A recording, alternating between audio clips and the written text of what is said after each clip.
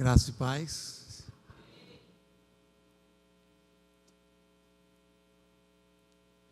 Queridos, antes de iniciarmos esse momento de batismo, eu quero explicitar a minha gratidão a Deus por esse grupo de louvor. Amém, queridos? E eu peço que os irmãos estejam orando por eles. A palavra nos ensina que Deus habita em meio aos louvores. E como é bom que a igreja tenha um grupo de pessoas, de irmãos habilidosos, que amam esse ministério, que aqui estão todas as semanas ensaiando, para que no domingo estejamos juntos, adorando e louvando o nome do nosso Deus. Amém, queridos? Eu quero convidar Heloísa Gabriele de Lima de Barros. É da família de Solange, então. De Barros. Heloísa Gabriele. Ela fica aqui ao meu lado, por favor. Fique aqui, por favor.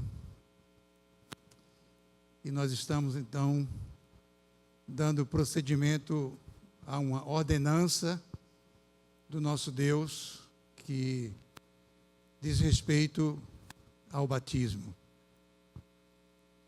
Eu fico muito feliz, de verdade. Nos cultos de oração, nas quartas-feiras, os irmãos que abraçaram esse ministério têm ouvido uma convocação da minha parte para que estejamos orando todos os dias, ou diariamente, pelas crianças.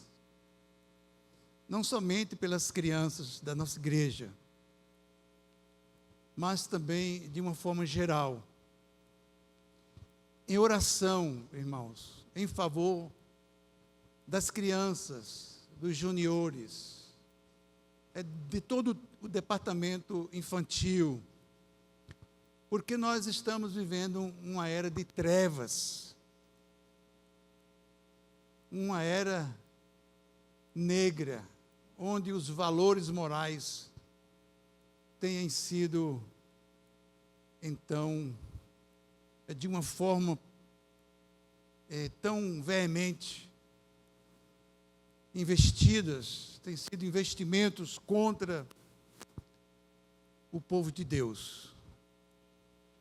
Eu me alegro porque quando um adolescente como Heloísa me procura para pedir o seu batismo, eu tenho como resposta de oração. Então não desista de orar pelas crianças, ore todos os dias. Sabe como é que eu digo a Deus? Senhor, consagra essas crianças. Consagra. Que todas elas no futuro sejam instrumentos nas tuas mãos. Senhor, prepara o futuro dessas crianças. O cônjuge de cada um.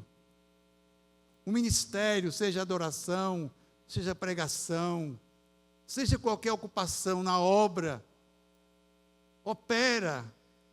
Então nós temos que orar pelos filhos, pelos sobrinhos, pelos netos, por toda essa geração que está começando a vida nesses tempos tão turbulentos.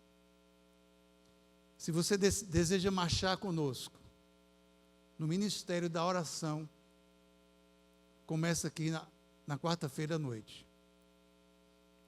Há muito o que se fazer, como Edilson falou pela manhã. Há muito o que se fazer. E nada pode ser feito sem a oração. Sem oração, nada funciona, irmãos. Tem que derramar o coração na oração. Amém, queridos? No Evangelho de Mateus, capítulo 28, a partir do verso 18, está ali um texto que nos fala sobre a grande comissão. E assim nos diz a palavra. Jesus, aproximando-se, falou-lhes, dizendo: toda a autoridade me foi dada no céu e na terra. Ide, portanto, fazei discípulos de todas as nações, batizando-os em nome do Pai, do Filho e do Espírito Santo, ensinando-os a guardar todas as coisas que vos tenho ordenado. E eis que estou convosco todos os dias até a consumação dos séculos. Aqui está, irmãos, um imperativo divino do Senhor. Fazer discípulos, como nós ouvimos hoje de manhã. A primeira coisa, só podemos batizar alguém quando ela torna-se discípulo. Ela reconhece e recebe a Jesus como seu único e suficiente Salvador. E essa é uma das razões pelas quais a Igreja Evangélica Congregacional Monte Sinai não batiza crianças. Por quê? Porque ela não tem a sua razão de entender, de compreender sobre o pecado, sobre a sua entrega pessoal a Cristo. Em primeiro lugar, vem a fé. A fé precede as águas. E ninguém pode receber batismo senão quando, primeiramente, confessar que teve a compreensão, o entendimento do novo nascimento, que teve o encontro com Jesus na sua vida por experiência sobrenatural do Espírito Santo, como está escrito na carta aos Efésios, capítulo 1, a partir do verso 12. E assim foi nossa conversa com Heloísa de manhã. Ela veio com medo, mas não foi de mim. Era do que é que eu ia perguntar para ela. Mas foi uma conversa muito linda, interessante. E ela talvez estivesse temerosa se eu fosse fazer algumas perguntas bíblicas, né, de versículo, de texto e tal, como uma prova. Eu a deixei bem à vontade e fui fazendo as perguntas que são necessárias, e ela foi respondendo assim de uma forma tão maravilhosa, com muita segurança e convicção no coração. E aí eu fiquei feliz porque a sua mamãe tem dito que ela tem buscado ao Senhor, tem procurado levar uma vida de consagração, de entrega, de leitura, de oração. E eu entendi pela palavra que não há nenhum impedimento que ela pudesse ser batizada. Ela respirou. Respirou, sim, porque ela confessou, crê em Jesus como seu Salvador, não foi, Heloísa? Ela contou sobre a sua experiência lá no acampamento Paraíso. E entendeu, sim, que devia entregar a sua vida a Jesus, e que isso não é nada natural, isso é espiritual, gente. É a ação do Espírito Santo do Senhor. Então, ela também confessou que crê na Bíblia como sendo a revelação de Deus, a palavra de Deus, o Antigo e o Novo Testamento, crê no Espírito Santo como a terceira pessoa da Trindade. Então ela está apta para ser batizada nessa noite, e para nós é uma alegria, porque depois que ela for batizada, expliquei também que esse batismo é uma publicação da sua fé aos irmãos. Ela está declarando aos irmãos que tem o seu coração para Jesus e que ela precisa ter um testemunho de vida, não somente na sua casa, na escola, mas onde ela passar, onde ela for trabalhar. E então, com essa consciência, nós estamos aptos a batizá-la para a glória do nosso Deus. Amém, queridos? Então, Heloísa, eu, como ministro do Evangelho, eu te batizo em nome do Pai, do Filho e do Espírito Santo. Amém. Ó Deus querido e amado, que essa vida seja plenamente consagrada ao Senhor. Que o seu amanhã, o seu futuro, já esteja totalmente, ó Pai, desenhado pelo teu poder. Prepare toda a sua vida, o seu futuro cônjuge, a sua profissão, mas, sobretudo, seja um instrumento para a glória e louvor do nome do Senhor Jesus. Amém. E a igreja diz? Amém. Amém. Deus abençoe, querido. Agora quero chamar a Fernanda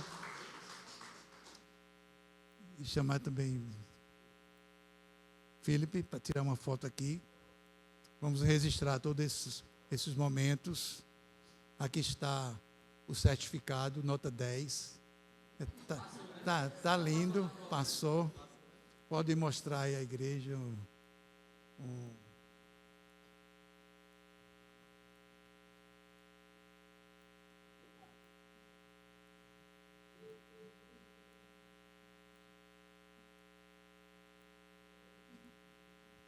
Amém, queridos? Assim, então, Heloísa, a partir dessa noite, ela torna-se membro dessa igreja, com direitos e deveres, e que é a nossa obrigação recebê-la para orar por ela, abençoá-la, ajudá-la e de todas as formas estar ao seu lado para a glória do Senhor. Amém. Irmãos queridos, boa noite, graça e paz. Abra, por gentileza, a palavra do Senhor na carta de Paulo aos Filipenses, capítulo 4. Vamos dar continuação ao nosso culto de adoração ao nosso Deus. Hoje também teremos ceia do Senhor. Caminharei também para a mensagem poder ser um pouco mais breve, para podermos dar continuidade e assim adorarmos o Senhor no tempo do nosso culto. Amém? Hoje eu estou mais bonito, estou de blazer. Semana passada fui brincar dizendo que era contemporâneo. Aí essa semana eu falei, eu vou de blazer. Fiquei bonito, fiquei? Mas sem blazer eu também sou bonito. Irmãos, se eu pudesse dar um título para essa mensagem, eu diria que o título dela é O Caminho para a Paz de Deus. Permita-me introduzir, antes de nós lermos o texto, com uma história. Existia um certo homem que ele não conseguia descansar. Ele não conseguia descansar. Certa vez era uma madrugada e ele estava acordado, mais uma vez. Mais uma das inúmeras madrugadas que ele permanecia acordado. Virava a noite de um lado para o outro, rolando na cama, até que se via cansado e cochilava no nascer do sol. Ele tentava, irmãos, silenciar os pensamentos da sua cabeça. Nenhum desses pensamentos lhe davam trégua. O coração dele sempre acelerado, a mente inquieta, repousa a cabeça no travesseiro, o corpo permanece estável, mas a mente e o coração estão a quilômetros por hora. E tem os desafios do dia seguinte, para mais uma rotina de atividades. E ele tentava encontrar descanso, mas a ansiedade sempre estava roubando a paz dele. Talvez alguns aqui possam entender o que eu estou falando. E até que, certa vez esgotado, ele lembrou o que um amigo disse para ele. E o amigo falou assim: olha, A paz de Deus, ela não depende das circunstâncias. Ela vem quando nós confiamos nele. E justamente naquela noite, ele fez algo diferente. Pela primeira vez, ele dobrou os joelhos e diante do Senhor, ele entregou a Deus tudo aquilo que estava causando preocupação na sua vida. Aquela noite ela não foi mágica, ela não foi tão diferente das outras anteriores, mas pela primeira vez, ele sentiu que não precisava carregar tudo sozinho na vida. Afinal, irmãos, a paz verdadeira, ela nunca será ausência de problemas, mas sim uma confiança total em Deus. E aí, entrando na nossa carta, chegamos aqui na reta final da carta de Paulo aos Filipenses, no capítulo 4, a igreja de Filipos aqui era muito especial para Paulo. Mesmo tendo começado com dificuldades, ela se tornou uma grande alegria para ele, e ele está preso, sempre fiel no seu ministério, presente. Quando Paulo chama eles de minha coroa, nos capítulos anteriores, ele usa a palavra no original chamada Estefanos, que era justamente um tipo de coroa que era dada para os atletas que eram vencedores, mostrando justamente que os filipenses eram recompensa do seu trabalho. E para ele, para o apóstolo Paulo, a verdadeira vitória não era fama, não era sucesso, não era reconhecimento próprio, mas sim, justamente, ver aquela igreja firme na fé, no Senhor, sabendo que no final, Deus iria recompensar na eternidade. E aí aqui, dos versículos 1 ao 9, que é o que nós vamos estudar hoje, o apóstolo Paulo ele vai justamente nos ensinar, irmãos, como nós experimentamos justamente essa paz, independente do que eu e você possamos estar vivendo hoje, no presente. A paz de Deus, irmãos, ela é experimentada por aqueles que confiam plenamente nele. Então vamos começar? Dos versículos 1 ao 3, é o ponto de partida nessa primeira divisão. Paulo nos mostra a paz de Deus vindo quando nós permanecemos firmes nele. Vamos ler o primeiro versículo? A palavra do Senhor diz assim: portanto, meus irmãos, a quem amo e de quem, só um segundo que deu um problema aqui, voltou. Vou ler novamente do início o versículo que deu uma trava aqui. Portanto, meus irmãos, a quem amo e de quem tenho tanta saudade, vocês que são a minha alegria e a minha coroa, permaneçam assim, firmes no Senhor, ó amados. A igreja de Filipos, irmãos, ela enfrentava desafios internos, enfrentava desafios externos, com falsos mestres, como a gente viu nas pregações anteriores. Ela tinha algumas adversidades, crentes vivendo em conflito entre irmãos uns com os outros, ameaçando a comunhão, ameaçando a saúde da igreja, a desestruturação da igreja, e diante disso, Paulo está exortando esses irmãos a permanecerem firmes, independente das adversidades. E aqui ele vai comparando essa atitude a um soldado que mantém a sua posição firme na batalha. Independente das adversidades, permaneça firme. E essa firmeza era essencial justamente para que a igreja não se deixasse ser levada pelas heresias dos falsos profetas, mas sim continuasse fiel ao evangelho e ao seu chamado celestial. E aí no versículo 2, ele diz assim, ele trata de um conflito, olha só, uma adversidade, no meio da igreja, de duas servas fiéis ao Senhor, trabalhadoras na obra de Cristo. Nome muito bonito. para você botar no seu filho, nas suas filhas, Evódia e Sintique. 2 líderes que trabalhavam juntas na obra, só que agora elas estavam em desavença, uma querendo arrancar o pescoço da outra. E para ele aqui, esse desacordo não era pequeno. Por quê? Porque poderia prejudicar a unidade da igreja. Alguém pode olhar e falar, não, isso é só um probleminha pequeno. Desestruturas violentas dentro de uma comunidade começam com pequenas sementes plantadas e ficam escondidas debaixo do tapete, e se não houver tratamento, a ruína no futuro virá. Para isso aqui, Paulo enxerga plenamente que não é um problema pequeno. E ele deixa claro que não há como estar em unidade a Cristo e viver em desarmonia com os irmãos.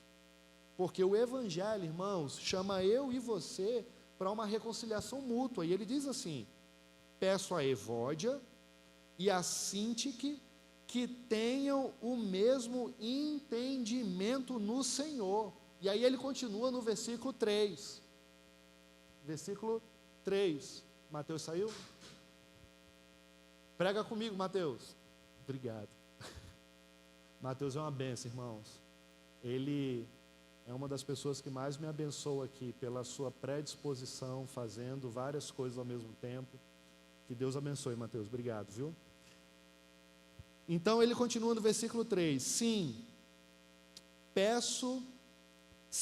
e peço a você, leal companheiro de jugo, que as ajude, pois lutaram ao meu lado na causa do Evangelho, com Clemente e com os demais cooperadores, cujos nomes estão no livro da vida. O que é que nós estamos vendo aqui, irmãos, dentro dessa narrativa? Paulo está mostrando para nós que a paz e a unidade da igreja são fundamentais para qualquer crescimento que possa existir em comunidade, e principalmente para o crescimento espiritual. Quando alguns crentes estão divididos dentro do mesmo espaço, a obra de Deus ela vai ser enfraquecida. Se tiver disseminação de contenda dentro da igreja, o negócio não vai para frente. Se existir fofoca no meio da comunidade e esse problema não for resolvido, tenha certeza que vai alastrar, proliferar e prejudicar lentamente, como um câncer que mata silenciosamente uma pessoa. Manter nossos relacionamentos saudáveis e permanecer firmes na fé, irmãos, é o que nós precisamos fazer, porque é assim que a igreja avança e vai refletindo a glória de Cristo no mundo. Então eu preciso fazer uma pergunta para nós. Tem dias que a fé ela parece balançar, não é verdade? Tem hora que o negócio balança, não quer chutar o pau da barraca.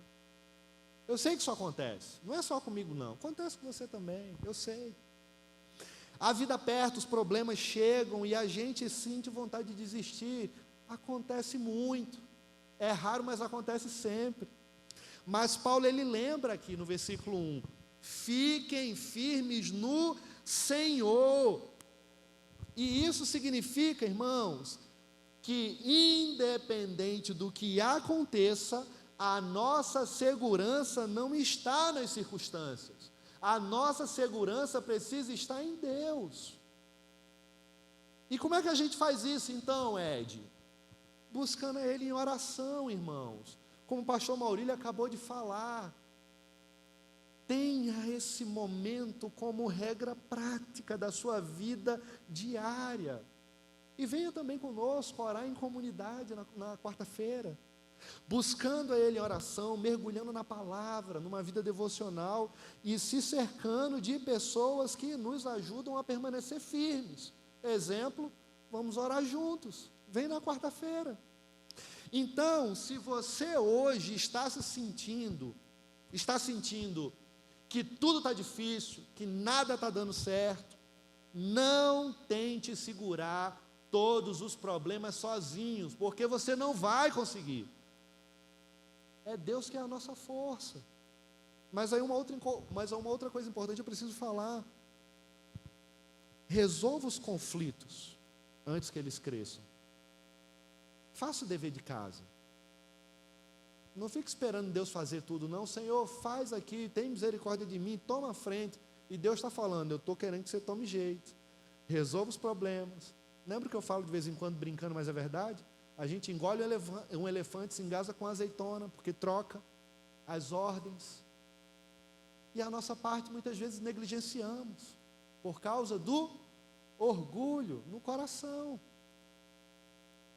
Paulo aqui, irmãos, ele falou diretamente para Evódia e Síntique, porque ele sabia que brigas mal resolvidas enfraquecem a igreja. E acontece a mesma coisa com a gente. Quantas vezes a gente fica com intriga, chateado no coração, por fora parece até que está tudo bem, mas por dentro o negócio está feio, e só Deus sabe como está.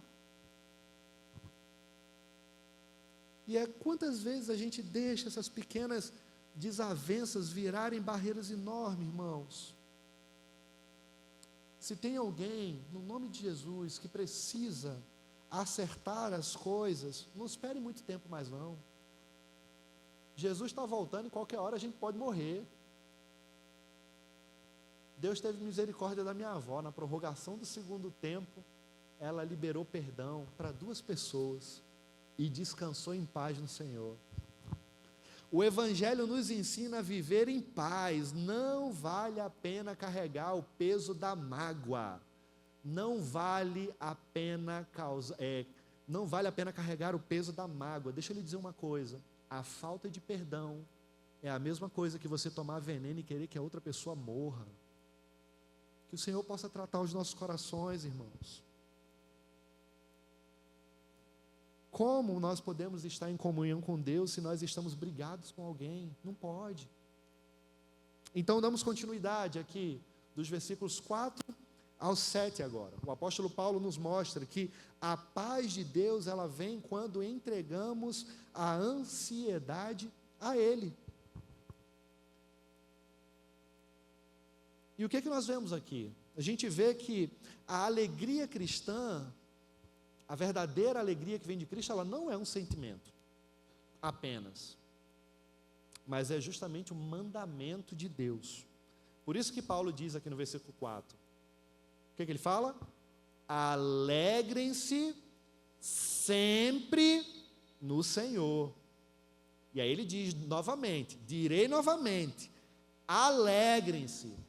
Biblicamente, toda vez quando você vê repetições dentro de um contexto, é porque ele está, de fato, o autor querendo enfatizar aquele ponto. E Paulo está fazendo essa mesma didática técnica a fim de aplicar essa mensagem no coração dos irmãos de Filipos. Ele está ensinando aqui, o apóstolo Paulo, que eu e você devemos nos alegrar sempre, independente da circunstância. Porque a nossa alegria não vem do que está acontecendo ao nosso redor. Nunca será pelas circunstâncias que nos permeiam, nunca, irmãos. A vida, ela vai ter altos e baixos, mas quem está em Jesus pode enfrentar dificuldades, vai passar por tribulações, sem perder a paz, pois a verdadeira alegria não depende das situações serem favoráveis, pelo contrário, depende única e exclusivamente da presença de Deus. Quem tem Cristo, irmãos, tem uma vida duradoura.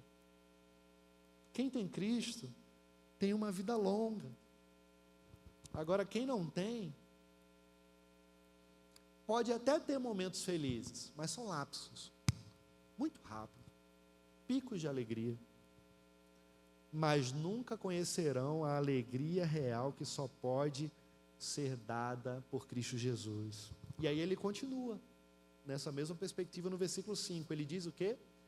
Que a amabilidade de vocês seja conhecida por todas as pessoas. E ele diz, perto está o Senhor.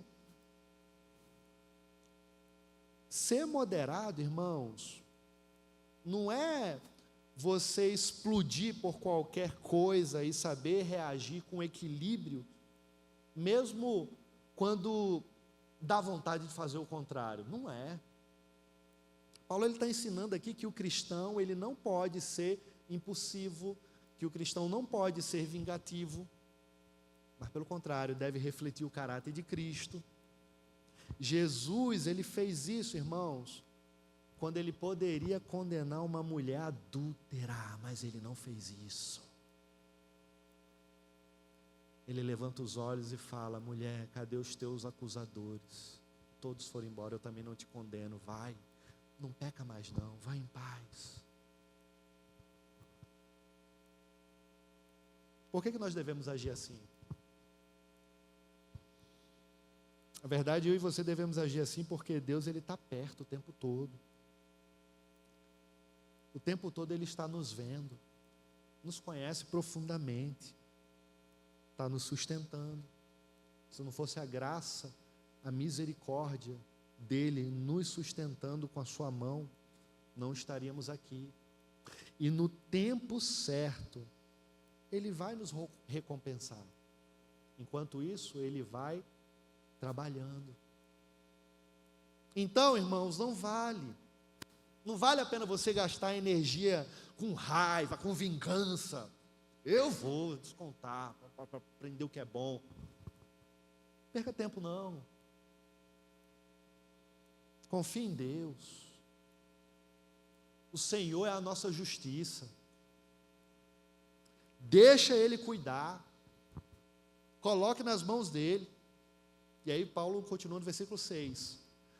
Não andem ansiosos por coisa alguma, mas em tudo por meio da oração e da súplica com ação de graças, apresentem os seus pedidos a Deus. O que ele está fazendo aqui? A ansiedade, ela chega quando focamos mais nos problemas do que em Deus. Sua concentração está tanto numa direção que o batimento cardíaco acelera. A ansiedade sufoca, ela rouba a nossa paz, desgasta a gente antes mesmo de alguma coisa acontecer. Já passou por isso?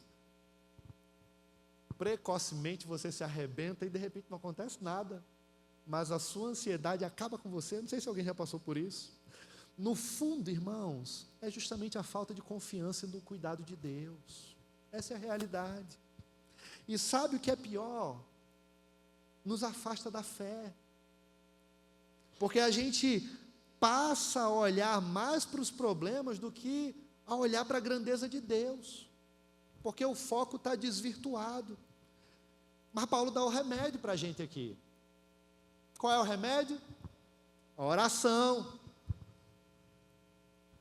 Quando nós paramos de tentar resolver tudo sozinhos e levamos as nossas ansiedades a Deus, Ele nos dá algo que o mundo nunca poderá nos oferecer. E o que é, Edilson? Está no versículo 7. A sua paz que excede todo entendimento. Irmãos, orar não é apenas pedir coisas, não é. Orar é você reconhecer que Deus ele está no controle e você descansa nele. Paz em Deus não é ausência de problemas. Ter paz em Deus é descansar nele em meio aos problemas. E quando nós oramos com confiança, a ansiedade ela vai perdendo força. Por quê? Porque o Espírito Santo de Deus ele vai trabalhando. Quando reconhecemos as nossas limitações e clamamos pela solução. Senhor, somente Tu pode fazer o que eu não tenho condições, vem ao meu encontro. Trabalha na minha ansiedade, trabalha nas minhas adversidades, trabalha nas minhas fraquezas. Foi justamente isso que o Senhor falou para o apóstolo Paulo, em um dos seus momentos de angústia e aflição. O meu poder se aperfeiçoa na tua fraqueza, Paulo. Quando você diz que é fraco, é aí que você é forte. Mas não é porque você é forte por causa da sua força. porque na sua fraqueza você reconhece quem eu sou e eu te fortaleço. É essa a dinâmica, esse é o mistério revelado, esse é o trabalhar do Senhor nas nossas vidas. Quando oramos com confiança, a ansiedade ela perde força e a paz de Deus ela passa a guardar os nossos corações e as nossas mentes, irmãos. Você tem carregado o peso das suas preocupações, andando sozinho? Talvez hoje seja a hora de você colocar tudo isso diante de Deus e experimentar a paz que somente Ele pode dar. Olha, vou ser sincero com vocês, eu sei que nem sempre a gente vai ter motivos para sorrir, é verdade. Às vezes a gente vai ter mais motivos para chorar. É uma realidade também, eu sei. A vida vai apertar. Talvez esteja apertando. Os problemas já chegaram. Alguns estão vindo a caminho.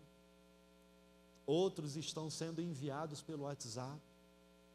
Outros chegam pelo Instagram.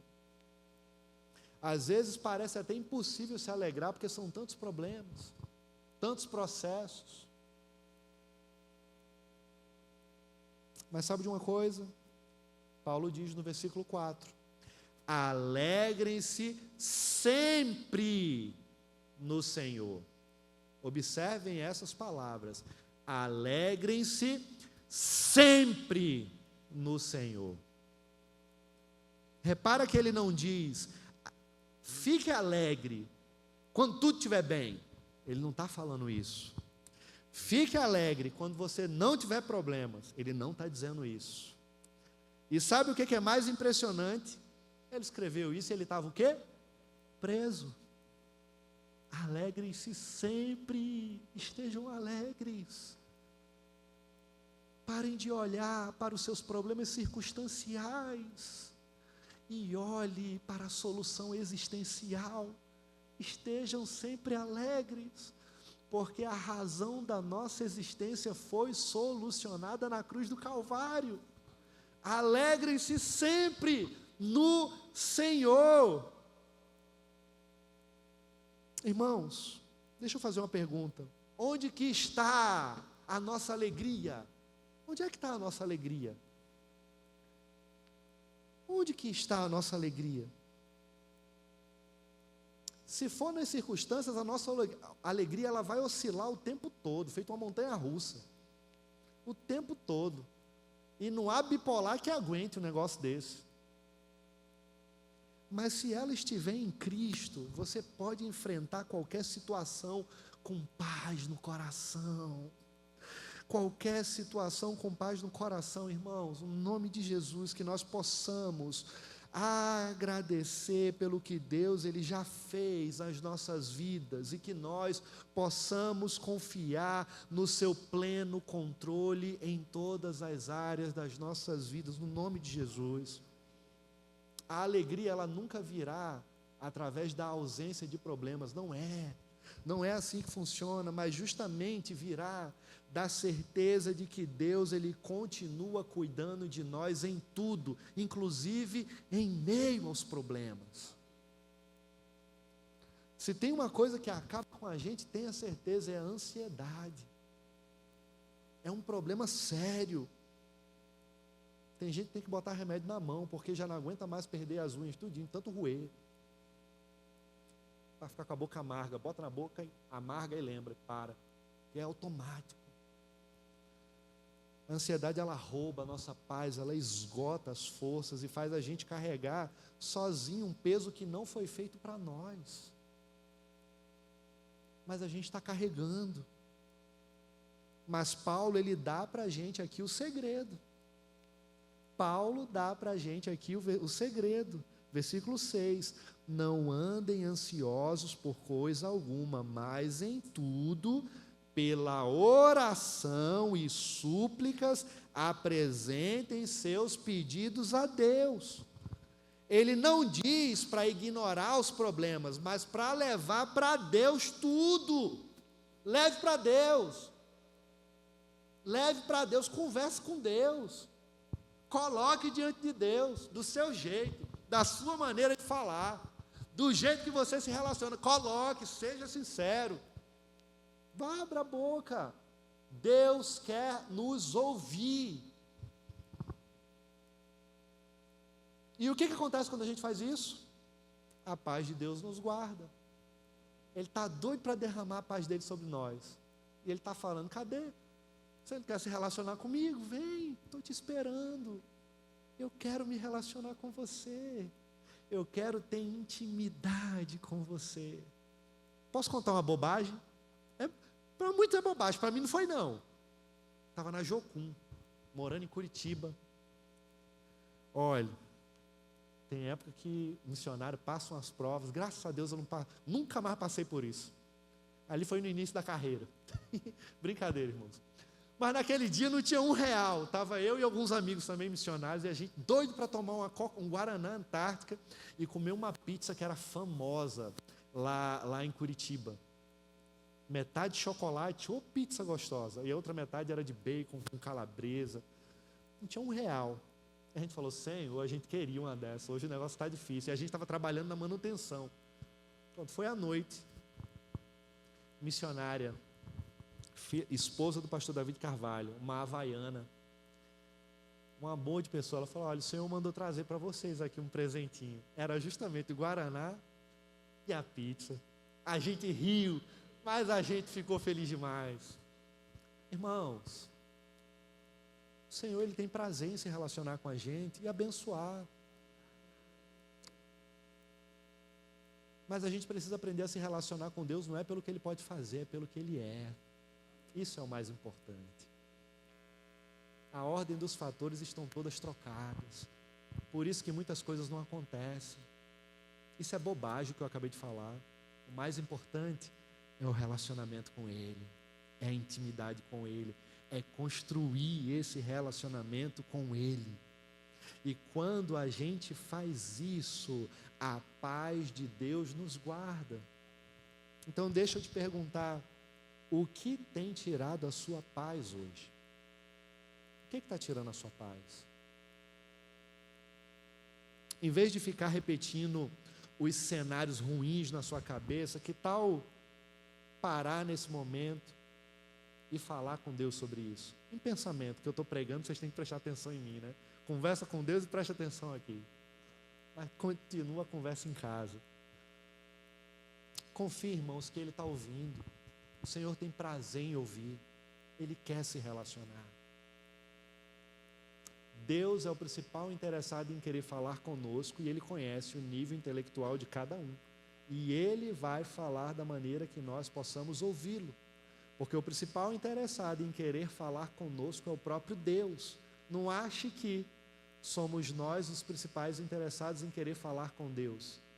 Deus, por graça, misericórdia e amor inexplicável, tem prazer em querer se relacionar conosco. E Ele está aguardando que a gente converse com Ele. Irmãos, que eu e você possamos confiar no Senhor, que Ele está ouvindo, que Ele vai ouvir a sua oração quando você estiver em casa, que Ele vai ouvir do seu jeitinho de falar, quando tiver somente você e Ele. Você fala, Senhor, é assim, está acontecendo isso, converse. Ele está trabalhando, vai continuar trabalhando, e vai arrancando as ansiedades dos corações. Amém? A paz dele não vem de uma solução imediata, vem não, mas ela vem da certeza de que Ele está no controle. Então respira fundo, enche os pulmões, entrega tudo a Deus e descansa. Descansa no Senhor. Estou indo bem, o tempo está indo bem. Última divisão, versículos 8 e 9. O apóstolo Paulo vai nos mostrar aqui nessa última divisão, nesses últimos 2 versículos, irmãos, que a paz de Deus, ela vem quando nós guardamos os nossos pensamentos e praticamos a sua palavra. Os nossos pensamentos, eles têm um impacto extremamente grande nas nossas atitudes e emoções. Por isso que ele diz aqui no versículo 8, né? Paulo nos ensina a focar no que realmente importa. Se a gente encher a nossa mente com preocupações, mentiras, negatividade, isso vai afetar toda a nossa vida. Tem gente que é tão negativa que você está conversando com a pessoa e a pessoa está falando dos problemas, pum, pum, pum, e você está conversando e mostrando solução. Aí tu mostra a solução, a pessoa mostra um outro problema em cima da tua solução. E aí você está contornando, tentando facilitar, tentando clarear, procurando ser um solucionador de conflitos, e a pessoa vem com outro problema. Eu falo, meu amigo, pera aí, deixa eu orar por você.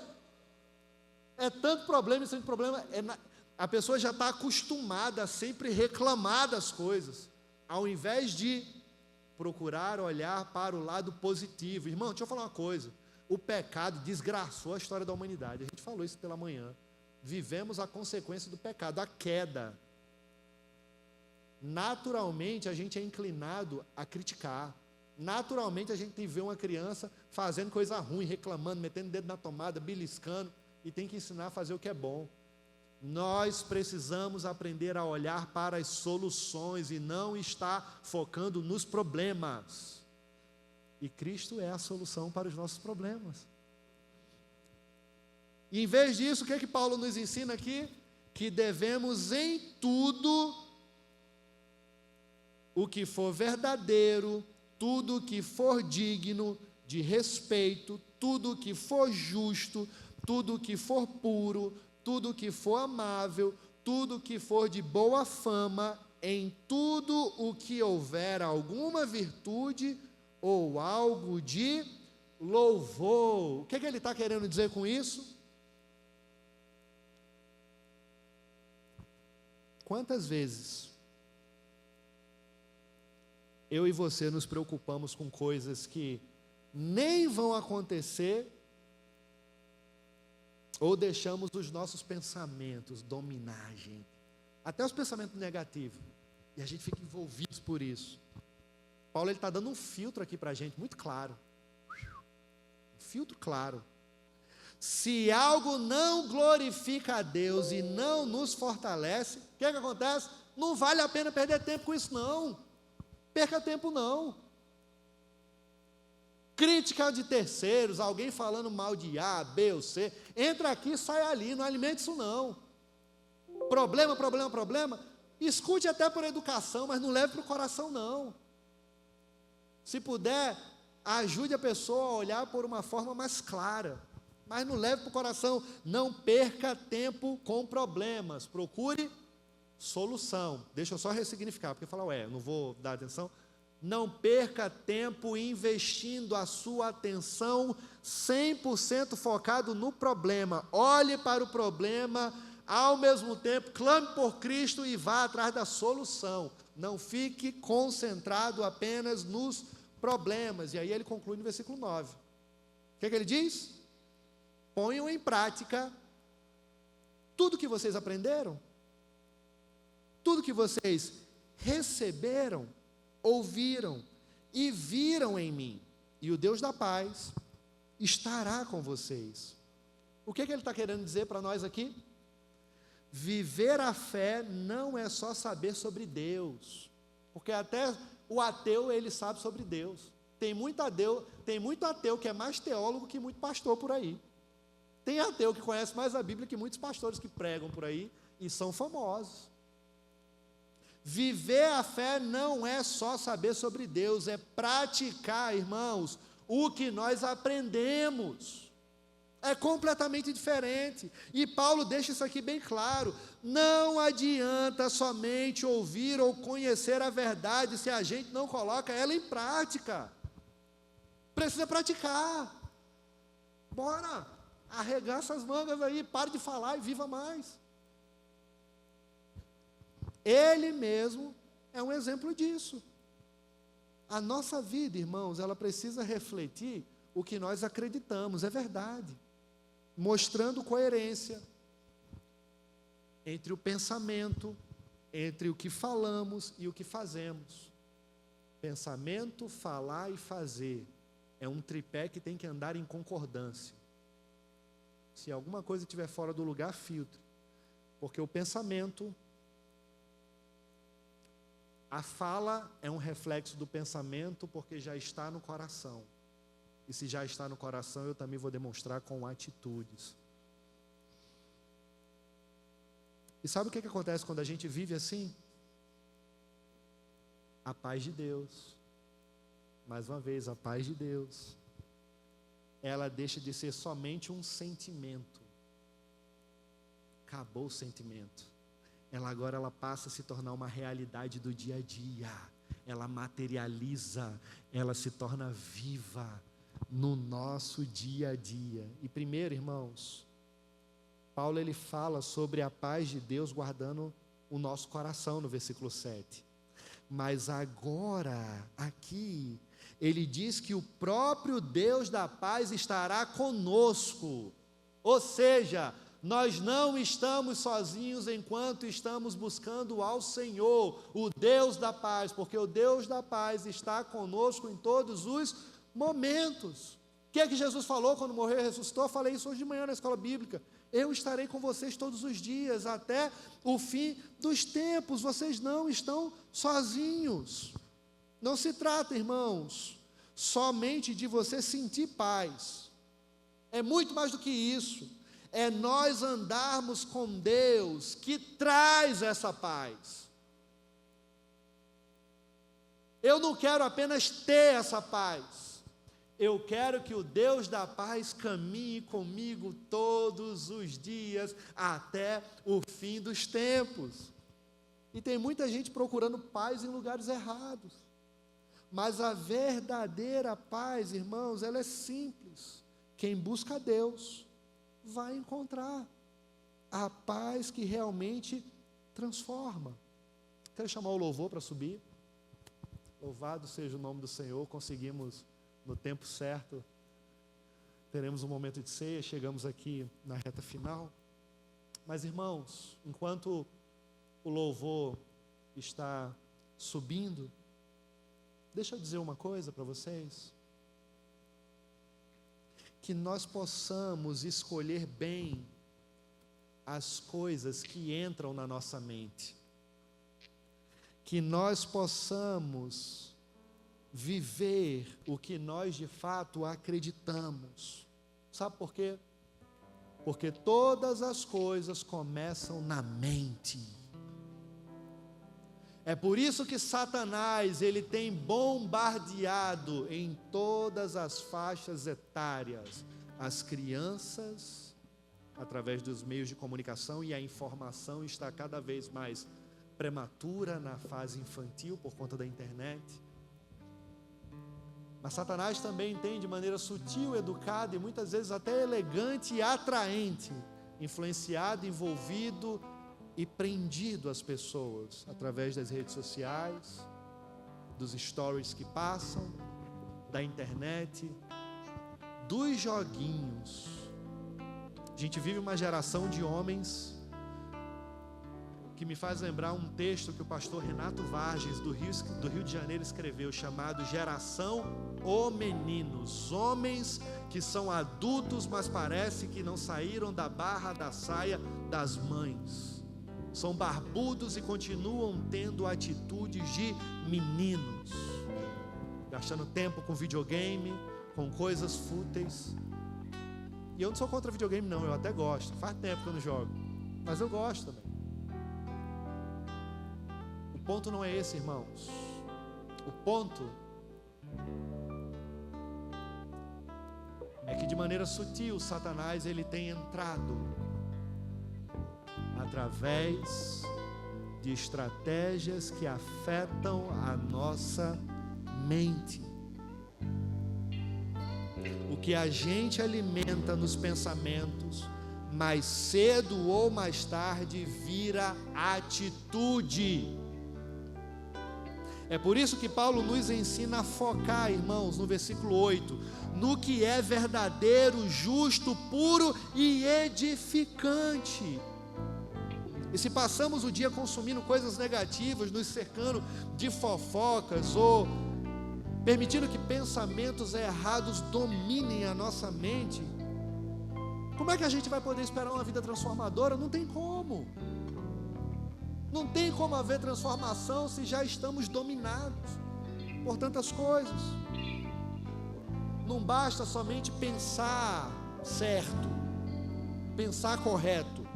É preciso viver na prática. Paulo, ele não só ensinava, no versículo 9, ele demonstrava com a sua própria vida. Ou seja, irmãos, nossa fé precisa ser visível em nossas atitudes. Então faça um check-up. O que tem ocupado a sua mente? Pode botar as crianças para entrar, Denise. Pode botar as crianças para entrar. Deixa eu fazer um aproveitamento enquanto as crianças entram. No início do culto nós estávamos orando pelas crianças. E louvado seja o Senhor pela nossa igreja, irmãos. Pelo ministério infantil, pelas crianças que nós temos. E eu preciso, em amor, fazer um complemento. As crianças não são o futuro da igreja. As crianças são o presente da igreja. As crianças não são o futuro do evangelho. As crianças, elas são ensinadas a viver no presente esse evangelho. Provérbios diz: ensine a criança no caminho que deve andar, e quando ela crescer, não se desviará. Então esse momento também é delas. A igreja primitiva não tinha separação de ministério infantil e culto em comunidade. Era todo mundo junto. Criança, famílias, adultos. Isso é a igreja do Senhor. Voltando aqui para a minha conclusão, eu fiz isso para as crianças poderem entrar, e agora estamos todos acomodados novamente. Paulo, ele não só ensinava, ele demonstrava com a sua própria vida. Ou seja, a nossa fé precisa ser visível nas nossas atitudes. Então, que no nome de Jesus, eu e você possamos fazer um check-up e possamos perguntar: o que está ocupando a minha mente? O que está atrapalhando a minha vida? Faça um check-up, faça uma avaliação.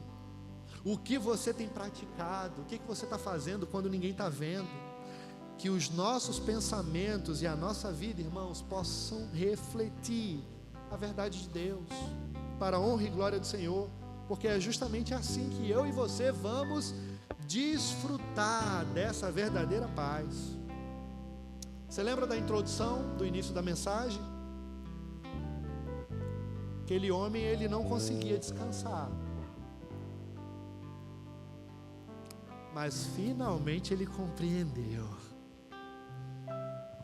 Enfim, ele entendeu. A paz não estava em controlar tudo, e ele entendeu isso. Ele compreendeu que a paz estava justamente no segredo revelado, que é o quê?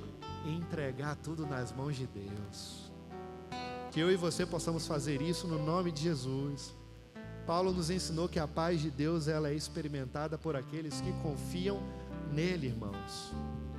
Mas essa paz, ela só é possível, eu preciso falar isso, porque Cristo já conquistou essa paz para nós na cruz do Calvário.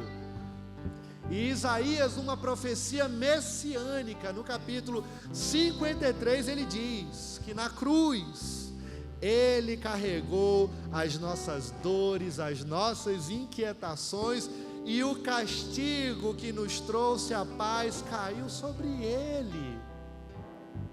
Por isso que nós devemos olhar para ele, estarmos nele, firmes em Cristo Jesus. O mundo vai tentar oferecer paz passageira o tempo todo para mim e para você, mas somente Cristo pode nos dar essa verdadeira paz que é duradoura, irmãos. E assim eu termino perguntando: e você? Você está tentando ainda carregar tudo sozinho? Carregue não. Faça isso mais não. Entregue hoje a sua vida integralmente ao maravilhoso Conselheiro, Deus forte, Pai da eternidade, Príncipe da paz. Que Deus possa aplicar essa mensagem aos nossos corações, no nome de Jesus. Amém. Não quero interromper o teu silêncio, ó Pai, mas é só orando que eu encontro paz. O vento da aflição quer apagar a chama da minha adoração. O mundo é um oceano, minha carne é um furacão, minha vida é um barquinho buscando direção. Descansa em minha alma e acalma a tempestade que agita o meu coração. Acalma o meu coração, acalma o meu coração. O vento está soprando, mas é te adorando que venço o mar da aflição. Acalma o meu coração, acalma o meu coração. Só venço esse mundo se for em tua presença. Acalma o meu coração. O barulho do mar vem pra me confundir. Ó Pai, não deixa as ondas minha fé diminuir. Perdoa se pensei que em meio ao teu silêncio não estivesse aqui. Viver na superfície sem poder respirar é o mesmo que morrer por não te adorar. És meu oxigênio, Senhor, sem tua presença minha fé vai naufragar. Acalma o meu coração, acalma o meu coração. O vento está soprando, mas é te adorando que venço o mar da aflição. Acalma o meu coração,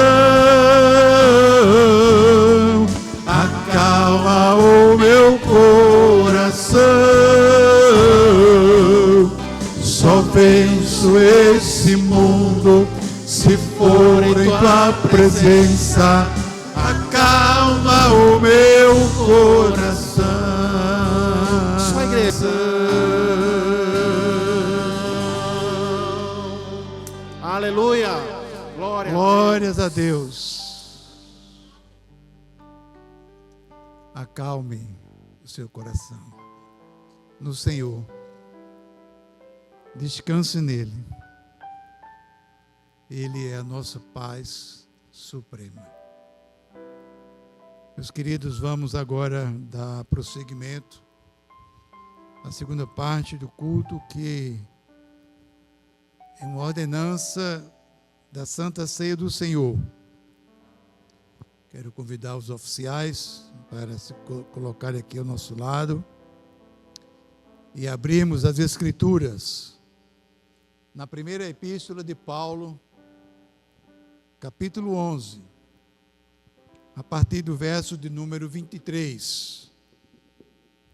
É a instrução que recebemos do apóstolo para a celebração nessa noite.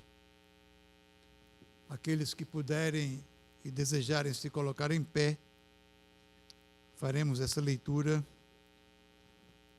com bastante atenção no que Paulo nos ensina. E diz assim o texto sagrado. Pastor Paulo, por favor, aqui ao nosso lado.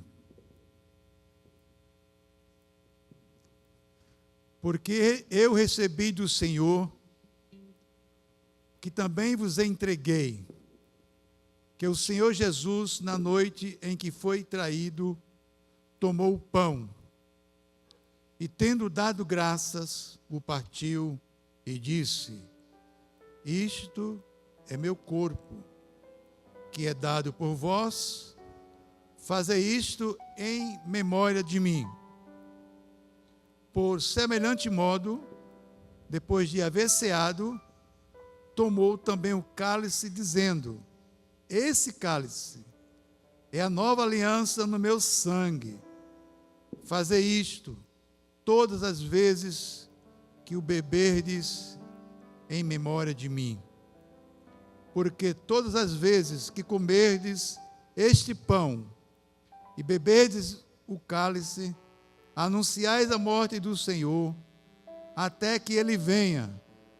Por isso, aquele que comer o pão ou beber o cálice do Senhor indignamente, será réu do corpo e do sangue do Senhor. Examine-se, pois, o homem a si mesmo, e assim coma do pão e beba do cálice. Pois quem come e bebe sem discernir o corpo, come e bebe juízo para si. Eis a razão, porque há entre vós muitos fracos e doentes, e não poucos que dormem. Que Deus nos abençoe na aplicação da sua palavra. E podeis sentar. Meus amados, a ceia do Senhor é um momento para nós, cristãos convertidos, um momento muito especial. Primeiramente porque nos traz à memória que nós temos um eterno Salvador e que nele estamos salvos e seguros para todo sempre. E não há nada que possa subtrair de nós essa bênção tão maravilhosa de Deus, o Senhor dos céus e da terra, o Criador de todas as coisas, nos ter escolhido antes da fundação do mundo. Porque é assim que diz a palavra do Senhor. E todos quantos foram escolhidos antes da fundação do mundo, certamente ouvirão a palavra do Senhor e virão ao Senhor. Amém. Porque, na verdade, isso é soberania. E entenderá a voz do Espírito Santo, do Senhor. Entendemos que nós fomos transportados do reino das trevas. Deus já fez isso. Ele nos tirou do reino das trevas, nos transportou para o reino do seu Filho amado. E por isso que nesta noite nós estamos celebrando a nossa vitória, porque Cristo na cruz, Ele venceu a morte. Ele venceu a morte. Ele venceu aquilo, irmãos. Na verdade, era uma dívida o nosso pecado e jamais poderíamos como pagar essa dívida. Jesus, Ele apagou a nossa dívida. Então, é um memorial. O texto é muito claro. Fazei isto em memória de mim. A nossa mente, o nosso coração, nessa noite, entende que nós temos Jesus como nosso Salvador. E, portanto, todos quantos estão em comunhão com Deus, estão em comunhão com a sua igreja, podem e devem participar desse momento, dessa celebração, porque essa ceia, ela não é restrita à igreja evangélica congregacional Monte Sinai. Não, porque ela é a ceia do Senhor. Então ela abrange a todos. Em nome de Jesus. Nós iremos orar a bênção do Senhor, depois estaremos distribuindo os elementos. Pai querido e amado, Deus Santo e Todo-Poderoso, nessa noite, a nossa gratidão por essa mesa posta diante de nós, porque sabemos, ó Pai, que é um memorial. Diante de nós está aqui os elementos, o pão e o vinho, que representam, simbolizam o sangue e o corpo de Jesus, que foi vertido na cruz do Calvário. Abençoa, portanto, todos aqueles que estarão aptos, ó Pai, a participarem desse momento maravilhoso. E um dia celebraremos na eternidade a grande Santa Ceia no Senhor, juntamente com todos os remidos. Nesta noite, se entre nós houver alguém que ainda não teve compreensão dessa realidade, oramos para que de maneira sobrenatural o Espírito Santo, ó Deus, revele a esses corações a necessidade de reconhecer e receber Jesus como Salvador das suas vidas. Oramos agradecidos em nome de Jesus. Amém e amém.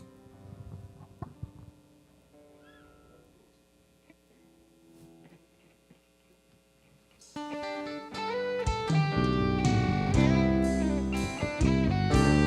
me amou.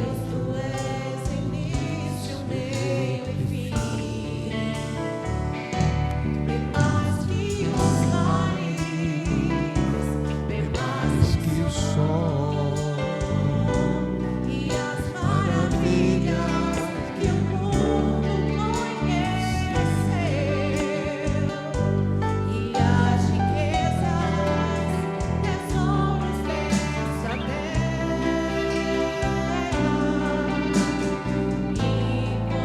incomparável és pra mim.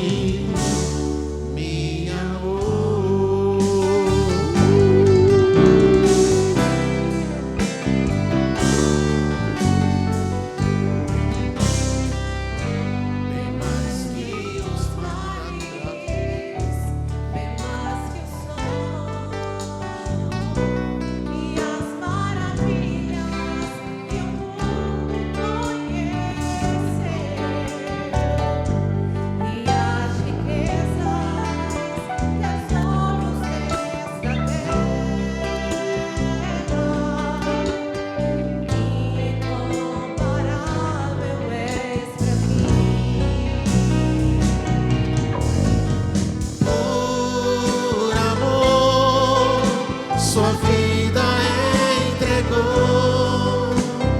meu Senhor, humilhado foi como a flor machucada no jardim, morreu por mim, pensou em mim, me amou. Por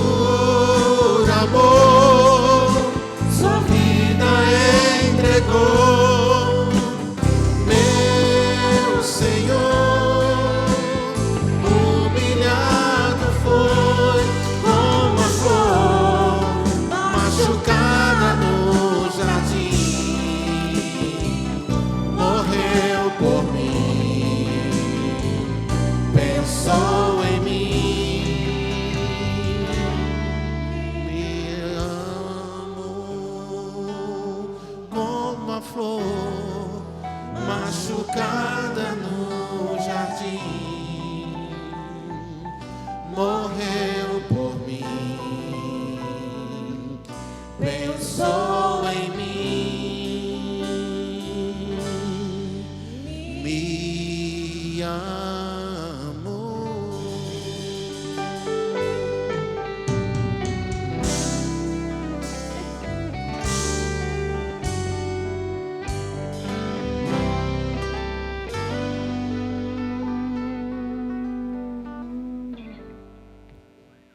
E o Senhor Jesus, na noite em que foi traído, tomou o pão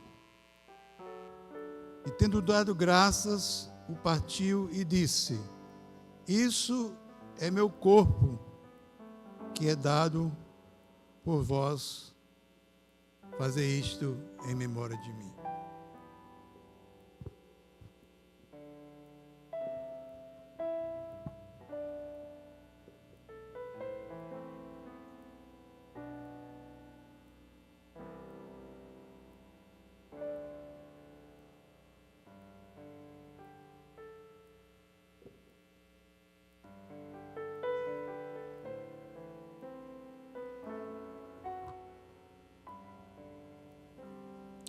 Depois de haver ceado, tomou também o cálice, dizendo: este cálice é a nova aliança no meu sangue. Fazei isto todas as vezes que o beberdes em memória de mim.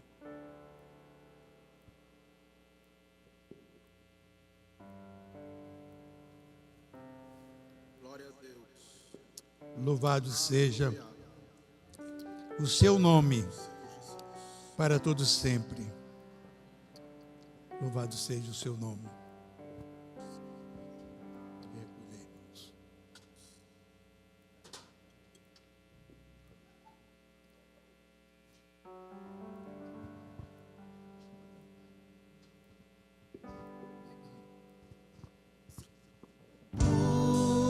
Por amor, sua vida entregou, meu Senhor. Humilhado foi como a flor machucada no jardim, morreu por mim, pensou em mim, me amou. Vamos ficar em pé. Por amor, sua vida entregou, meu Senhor. Adore ao Senhor. Humilhado foi como a flor machucada no jardim, morreu por mim, pensou em mim, me amou, morreu por mim, pensou em mim, me amou.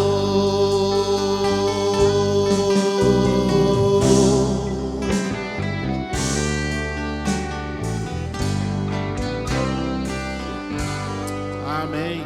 Glória a Deus. Oi, som. Irmãos, estamos chegando já ao final. Sentem por mais 2 minutinhos, por favor. Vamos ver se eu me saio bem, que nem os irmãos que dão os avisos aqui. Hoje eu vou falar dos avisos. Culto de oração, reflexo da pregação também hoje. Quarta-feira, se você puder, venha, esteja conosco, orarmos ao Senhor em comunidade. Encontro da liderança, encontro com os líderes aqui na igreja, dia 7, sexta-feira, às 7h30 da noite. Escola bíblica tem sido maravilhoso, irmãos. Estamos estudando a carta de 1 Pedro pela manhã. Venha. Se você não tem o costume de vir pela manhã, venha, está sendo bom demais. Ainda tem um café, que tinha um queijo do reino, abandonaram o queijo do reino, mas o café continua. Mas está vindo outras coisas gostosas, um tempo de coffee break também, comunhão em adoração ao Senhor. Uma maravilha. Chega junto que dá bom.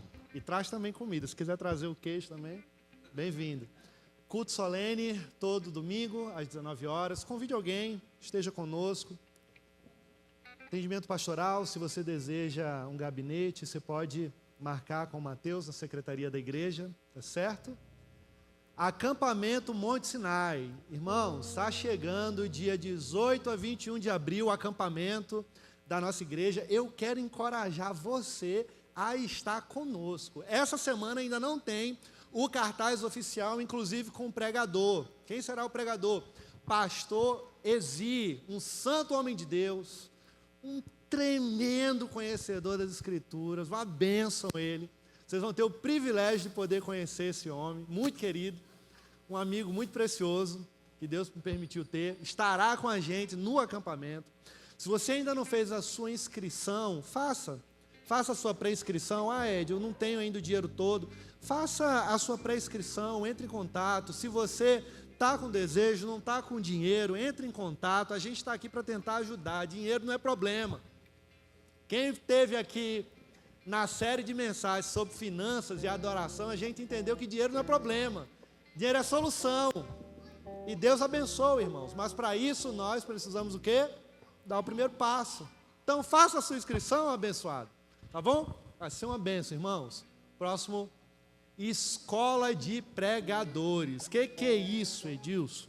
Irmãos, em março, iniciaremos aqui na igreja uma escola de pregadores. Aí talvez você possa falar, mas Ed, eu nunca vou pregar aí no púlpito, por que eu vou participar de uma escola dessa? Irmãos, esse não é o propósito final, embora também possa ser. Nós iremos juntos estudar, aprendermos juntos como preparar um sermão, estruturalmente falando, mas também iremos aprender juntos a estudar através de métodos indutivos da Bíblia, como nós podemos estudar as narrativas. Existem técnicas de estudo. Nós iremos também aprender a preparar estudos bíblicos para grupos menores, até porque no futuro próximo, se assim Deus permitir, também estaremos trabalhando com pequenos grupos na igreja. Vai entrando em oração, que o Senhor vai estar trabalhando aí nesse próximo ano, muitas coisas boas acontecendo. Essa escola de pregadores é um pontapé inicial para a gente começar a trabalhar, e aqueles que almejam pregar, que gostam de pregar, têm uma inclinação, têm uma curiosidade, quer aprender, chega junto que nós vamos estar trabalhando. A ideia é fazermos de 15 em 15 dias no sábado pela manhã. Todo mundo tem semana muito corrida, muitas atividades. O propósito não é apenas estabelecer essa escola de pregadores para um grupo seleto. É para abrir para a igreja e juntos nós vamos trabalhar e a partir disso muitas outras coisas virão. Amém? Tem mais algum? Cantina, voltou a cantina. Esse preço está barato, esse preço aqui tem que ser reformado, viu? Está barato demais, gente. Se você come lá fora, você está em pecado, viu? Está barato demais. Tem cantina, o que é hoje na cantina? Está ali, né? Coxinha, mais suco ou refrigerante. Uma benção, viu? Sopa também. Amém. E suba rápido, porque toda vez eu fico conversando com vocês, vocês não me deixam subir, quando eu chego não tem mais nada. Vamos conversar lá em cima. Mas, próximo, visitantes. Cadê o dos visitantes? Tem não? Aê, obrigado. Tem alguém visitando aqui pela primeira vez? Levanta a mão. Primeira vez. Segunda vez. Terceira. Aqui, Deus abençoe minha irmã. Seja bem-vinda no nome de Jesus. Volte sempre, traga mais gente, esteja com a gente. Se desejar, fique com a gente. E é isso. Que Deus abençoe no nome de Jesus. Vamos cantar a bênção apostólica.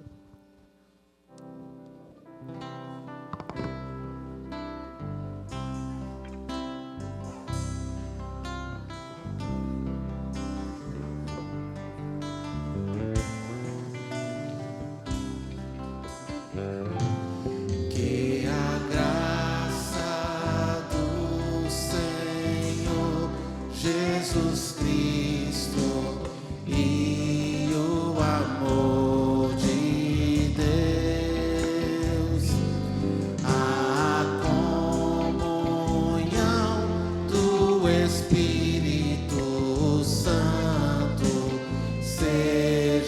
com